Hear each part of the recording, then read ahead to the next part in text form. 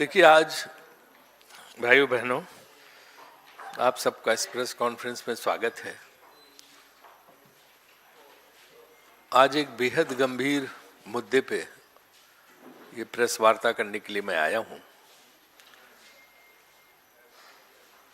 अभी तक आपने देखा होगा कि जो राम मंदिर में चंदा और चढ़ावे चोरी का मुद्दा है या प्रकरण है, उस पे कांग्रेस पार्टी ने आधिकारिक तौर पर अभी तक कोई बात नहीं कही थी और इस मुद्दे पे कुछ नहीं बोले थे। उसकी वजह ये थी कि हम किसी भी विषय का इतनी जल्दी राजनीतिकरण नहीं करना चाहते, खास तौर से धार्मिक विषयों का। लेकिन अब जब एफआईआर दर्ज हो गई है तो इसका मतलब है कि सरकार ने ये मान लिया है कि राम मंदिर में भयानक चंदा की और चढ़ावे की लूट हुई है, वहाँ पे भारी चोरी हुई है और थोड़ा बहुत नहीं जो है सैकड़ों हजारों करोड़ की लोग बात कर रहे हैं कि वहाँ से जो है चढ़ावा और चंदा जो है चोरी हुआ है। तो अब सरकार ने भी इसको मान लिया, एफआईआर भी दर्ज हो गई है, लोगों की गिरफ्तारी भी हो गई है। तो अब इसलिए इस प्रकरण को उठाना कोई राजनीतिकरण नहीं माना जाएगा, बल्कि ये गंभीर मुद्दा है जो देश के करोड़ों करोड़ों लोगों की आस्था से जुड़ा है। यहाँ तक कि विदेशों से फोन आ रहे हैं, जो भारतीय है वहाँ, वो तक करेंगे भाई क्या हुआ, कमाल हो गया, गजब हो गया। अगर राम मंदिर का चंदा और चढ़ावा लूट लिया तो लोग क्या करेंगे, फिर रह क्या गया, बचा क्या है, कहाँ गई हमारी नैतिकता, कहाँ गए हमारे सिद्धांत। गांव गांव से चंदा इकट्ठा हुआ, गरीबों ने चंदा दिया, 100-100 रुपए, 50-50 रुपए, 10-10 रुपए भगवान राम की भक्ति के लिए, उनकी श्रद्धा के लिए लोगों ने दिए थे। उस पैसे को आपने गायब कर दिया, उस पैसे को आपने लूट लिया, उस पैसे का हिसाब किताब सब गायब है। और अब गिरफ्तारियां हो रही, एफआईआर हो रही। तो एफआईआर किस पे हो रही है? छोटे छोटे लोगों पे। तो आप क्या अंदाजा लगा सकते हैं कि हजारों करोड़ की लूट ये लोग खाली अकेले कर सकते हैं? किसी की तो जिम्मेदारी ऊपर से बनती है ना, कि आप 10 कर्मचारियों के नाम, 8 कर्मचारियों के नाम या छोटे मोटे जो जुड़े उनके नाम से आप कह रहे हो उनकी गलती थी। तो ये लगातार जो प्रकरण चल रहा, सीसीटीवी बंद करके चोरी हो रही, ऐसा तो हो नहीं सकता कि लोग चुपचाप कर लें, जो कर्मचारी वहां पे पैसा गिनने में लगे हुए थे। तो इसका मतलब है कि बड़े बड़े लोगों की सहमति से हो रहा था। आपने कहा कि आप जो है पिछले चुनाव में नारा था कि जो राम को लाए हैं उन्हें आप सत्ता में लाइए। तो अब जिन्होंने राम को लूटा है उनकी क्या सजा है? उनकी जिम्मेदारी भी तो तय होनी चाहिए कि सिर्फ 8 कर्मचारियों पे डाल के, छोटे मोटे लोगों पे डाल के आप जो है इससे बच के निकलना चाहते हैं। ये मुद्दा बहुत देशव्यापी स्तर पे चल रहा है। हर तरफ हर लोग इस पे जो है सक्रिय हैं और सबको बेहद चिंता है, सबको बहुत बड़ा झटका और धोखा लगा है। तो इसलिए जो है इस मुद्दे को हमने, कांग्रेस पार्टी उठा रही है, क्योंकि जो दक्षिण भारत की महिलाएं आती थी वहाँ पे एक परंपरा है कि जो वो पहने होती हैं, जो आभूषण या जेवर, ज्वेलरी, वो सब डाल देती हैं। इतने सालों से, 10 सालों से जो ज्वेलरी, जो आभूषण, जो जेवर आ रहे थे, उनकी कोई रिकॉर्ड ही नहीं बना है।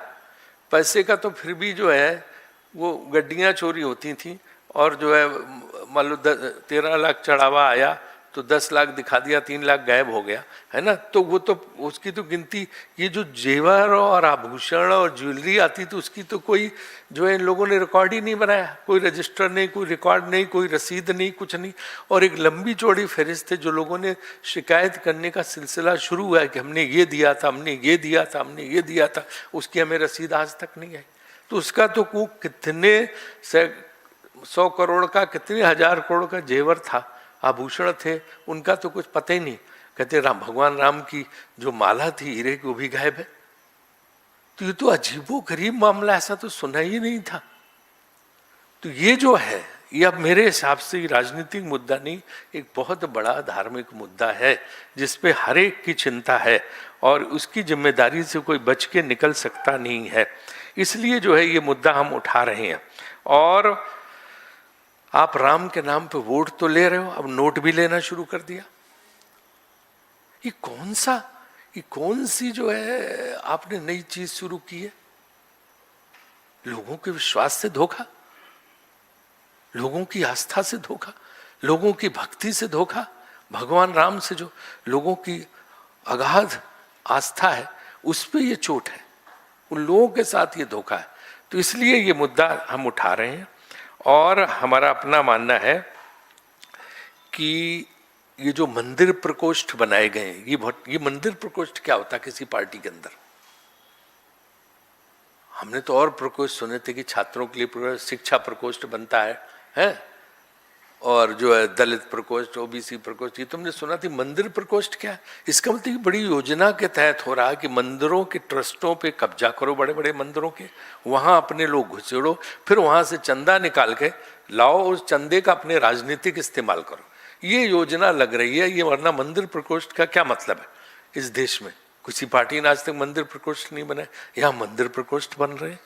तो ये एक इतना गंभीर मामला है कि मेरा अपना मानना है कि इस पे जो है सुप्रीम कोर्ट से की जांच में, सुप्रीम कोर्ट की निगरानी में इसकी जांच होनी चाहिए। पहली मांग कांग्रेस पार्टी ये करती है कि सुप्रीम कोर्ट की निगरानी में इसकी जांच होनी चाहिए।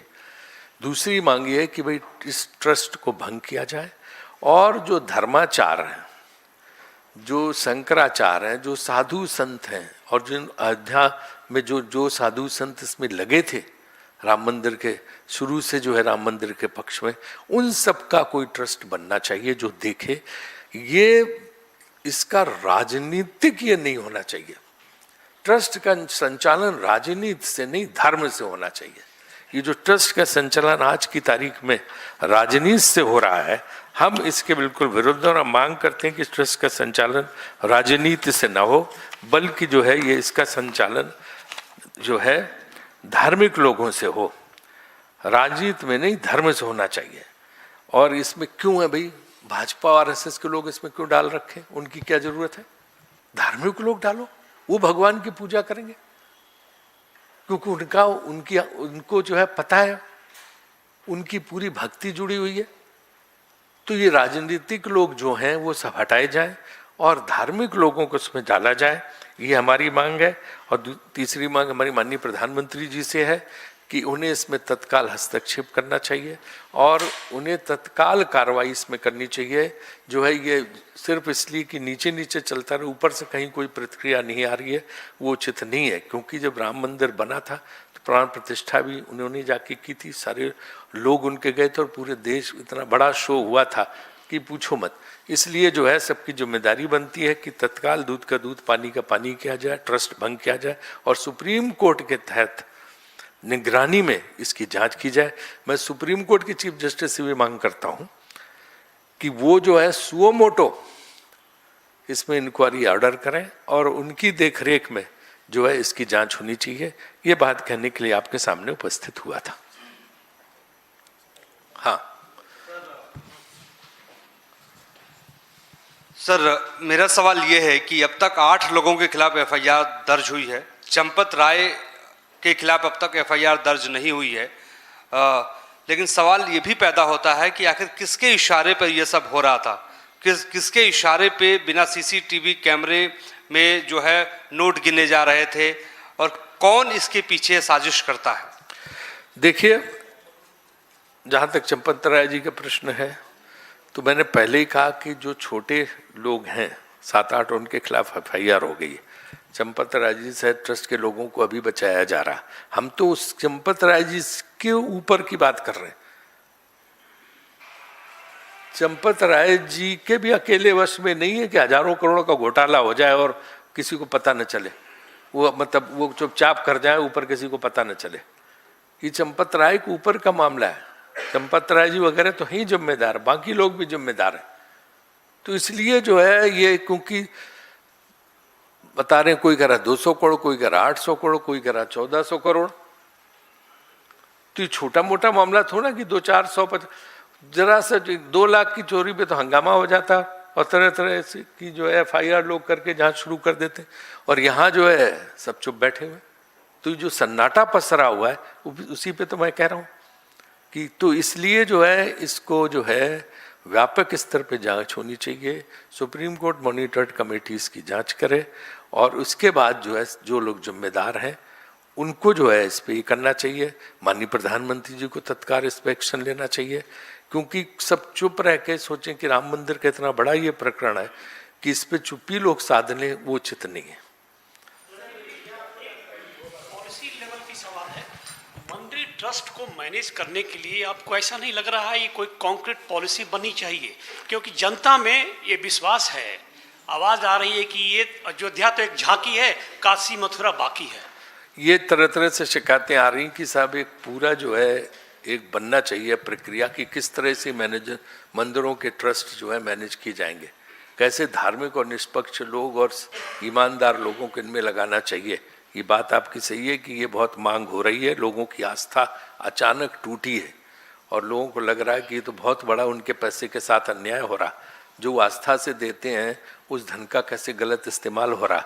तो इसलिए लोगों में इसकी चिंता है और मैं मानता हूं कि इसका कुछ ना कुछ एक जो है राष्ट्रीय स्तर की नीति बननी चाहिए कि मंदिर के ट्रस्ट जो है कैसे संचालित होंगे, कौन करेगा, और बेहतर है कोर्ट ही इस पर कोई जजमेंट दे, क्योंकि बहुत से मंदिर हैं जहाँ बहुत सा चढ़ावा आता है और ये जो है मंदिर प्रकोष्ठ बना बना के जो चढ़ावा निकालने की योजना है इस सबको जो है ध्वस्त करना चाहिए।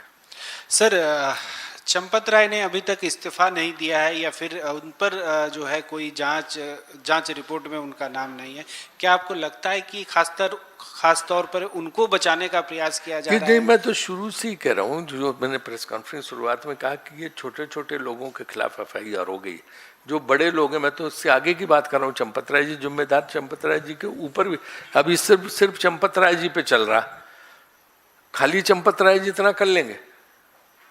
अगर हजारों करोड़ की लूट हुई तो चंपत राय जी अकेले कर लेंगे क्या? कौन शामिल है भाई, ये सब पता तो लगे।